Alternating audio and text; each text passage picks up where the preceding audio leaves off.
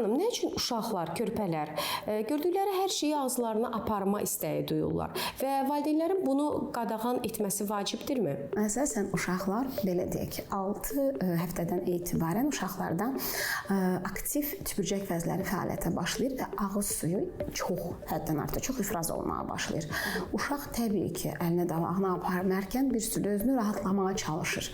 Yəni damağına sürtür falan. 6 aydan etibarən uşaqlarda diş yarma dövrünə gedəndə bu daha da intensivləşir. Uşaq əlini yox, yumruqlarını damağına sürtərək özünü rahatlandırırsa, sakın buna mane olmayın. Çünki valideynlərin əksəriyyəti düşünür ki, uşaq acdır, yeməyə çalışdırır, sanitar gigiyenik qaydalarına zidd olaraq əlini ağızdan çıxardır və buna da daha da uşaqları narahat edir. Biz böyüklər çox şeylərdən xoşbəxt olmaq üçün, istəmək üçün uşağın xoşbəxt olduğu bu səbəbdir.